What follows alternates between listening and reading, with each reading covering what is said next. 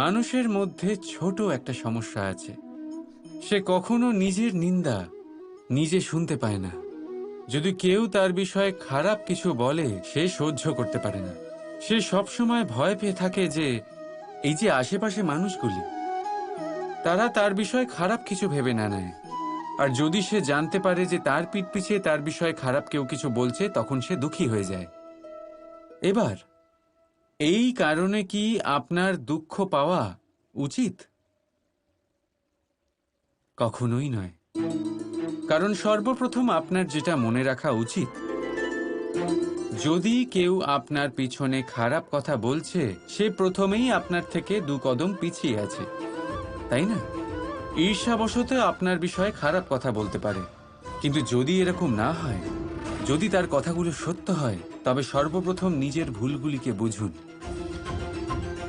সেই সত্যকে বুঝুন, ঝেড়ে ফেলে দিন নিজের দোষগুলিকে।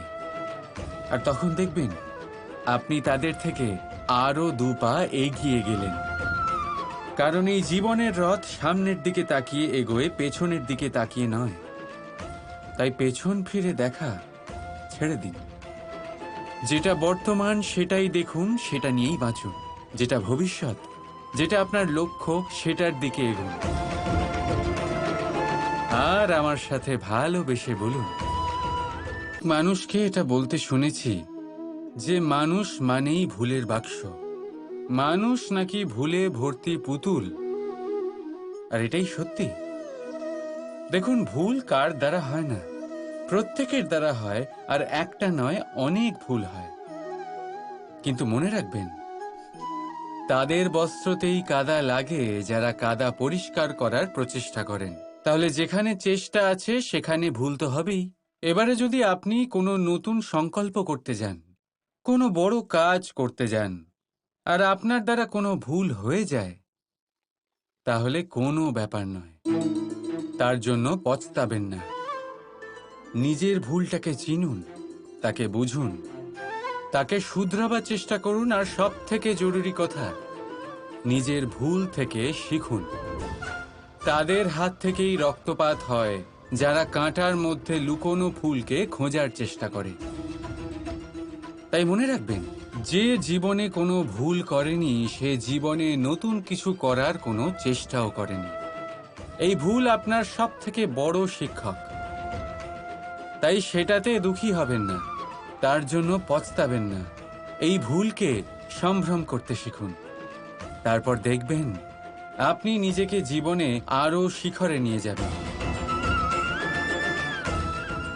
রাধার মধ্যে একটা বিশেষত্ব আছে, আর তা হলো সে সর্বদাই ভাবে যে সে সবার মধ্যে শ্রেষ্ঠ। সর্বদা সর্বশ্রেষ্ঠ কাজ করতে চায় সে, সর্বশ্রেষ্ঠ পরিণাম পেতে চায় সে। সে সর্বদাই চায় যে সব জায়গায় সে যশ পাক। কিন্তু যখন প্রশ্ন ওঠে প্রেমের, তখন প্রেম মানুষের থেকে অনেক উচ্চ স্থানে বিরাজ করে। প্রেমে যে মানুষকে আপনি ভালোবাসেন, সেই মানুষের প্রসন্নতা আপনি সর্বশ্রেষ্ঠর থেকেও শ্রেষ্ঠ মনে করেন। সেই ব্যক্তির কাছে হেরে গেলে মনে তিক্ততা নয়, ঠোঁটের কোণে হাসি আসে। যাকে আপনি ভালোবাসেন তাকে হারিয়ে যদি আপনি জেতেন, তবে সেটা জিত নয়, এটা সবচেয়ে বড় হার। তাই সিদ্ধান্ত আপনার। আপনি কি চান? আপনি কি চান প্রেমের জয় হোক, নাকি আপনি চান আপনার জয় হোক? রাধা। প্রেম। দাদা আমাকে সর্বদাই জিজ্ঞেস করেন যে কানাই, এই প্রেম আসলে ঠিক কি? মানলাম যে এটা সমর্পণ, মানলাম এটা একে অপরের মধ্যে হারিয়ে যাওয়া, কিন্তু কিন্তু এর অনুভূতি কিরকম, এর অনুভব কিরকম? দেখুন, প্রেম কি তা সম্পূর্ণরূপে বোঝানো কানাইয়ের সাধ্য তো অবশ্যই নয়, কারণ এই প্রেম এতটাই মহান। কিন্তু প্রেমের বিশুদ্ধ অনুভূতির বিষয়ে আমি বলতে পারি নিজের অনুভূতি থেকে।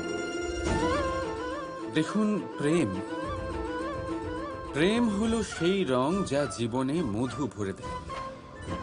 প্রেম সেই ভাবনা যা মুহূর্তের মধ্যে মুখে হাসি এনে দেয়। প্রেম সেই ফুল যা মনের বাগান ভরিয়ে রাখে। প্রেম সেই চিন্তা যা মুহূর্তের মধ্যে আপনাকে সংসারের সবচেয়ে সম্পন্ন ব্যক্তি করতে পারে। এই প্রেম হলো তাই যা তপ্ত মরুভূমিতে আপনাকে জীবিত রাখতে পারে। এই প্রেম তাই যা আপনার আত্মাকে তৃপ্ত করে। এই প্রেম হলো তাই যা আপনার মুখে হাসি এনে দেয়, যেমন এখন এই মুহূর্তে রাধা আমার মুখে নিয়ে এসেছে। অদ্ভুত এই প্রেম। তাই আসুন আর ভালোবেসে বলুন, রাধা রাধা।